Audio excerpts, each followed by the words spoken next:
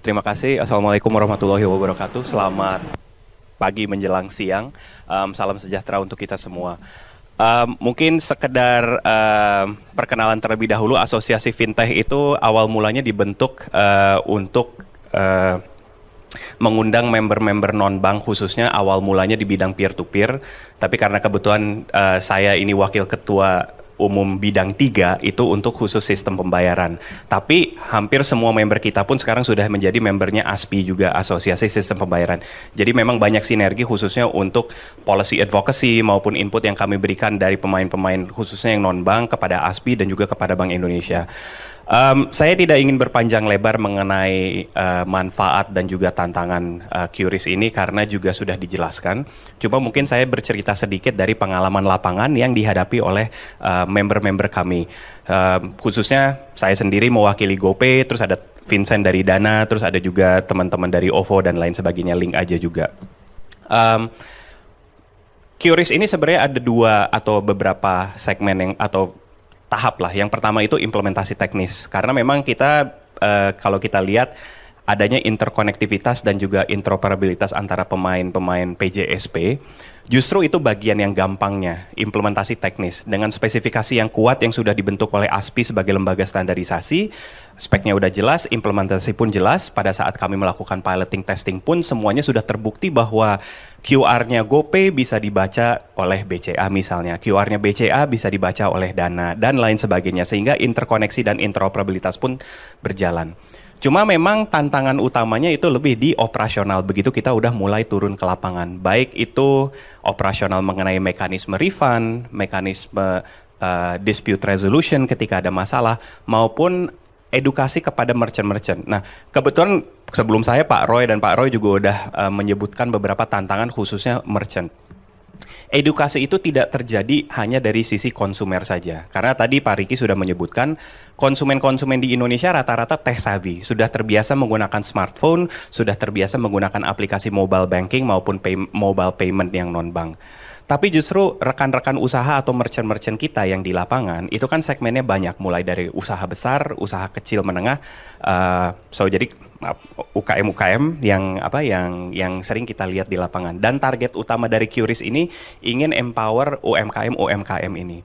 Tapi kenyataannya yang kami lihat di lapangan, mereka menyambut baik QRIS ini. Tapi lucunya pada saat kami datang pertama kali untuk sosialisasi memperkenalkan QRIS, pertanyaan pertama mereka adalah, oh QRIS ini saingannya GoPay ya, saingannya OVO ya, ini saya mau download aplikasinya di mana? Jadi kayak QRIS itu ada kayak miskonsepsi bahwa ini adalah produk baru, jadi ini pun edukasi yang harus diluruskan. Dan kalau misalnya ngomong dengan merchant-merchant yang besar, misalnya retail F&B yang cabangnya banyak, dengan rekan-rekan usaha yang kayak warung-warung, pendekatannya tuh harus beda. Karena kalau misalnya kita ngobrol sama retail-retail besar seperti Transmart atau Hypermart, begitu datang kita bilang MDR-nya 0,7%, terus udah gitu komersil dan segala macamnya itu udah jelas. Tantangan utamanya paling lebih ke operasionalnya gimana, rekonsiliasi transaksinya gimana, settlement dana yang saya dapat harian gimana, karena sekarang semuanya ya nggak berubah, tapi ada yang perlu di-adjust dari sisi operasional mereka, termasuk edukasi ke kasir-kasir mereka. Tapi kalau misal kita datang ke rekan usaha yang lebih kecil-kecil, yang informal, begitu kita datang, mau pakai keris nggak? Keris ini oke loh.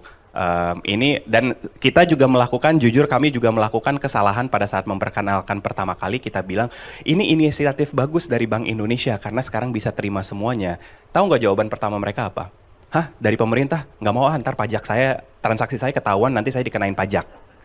Nah, jadi ini juga sebenarnya secara ekosistem pun kita harus berbicara lebih besar kan. Insentif pajak apa saja yang bisa diberikan ke UMKM.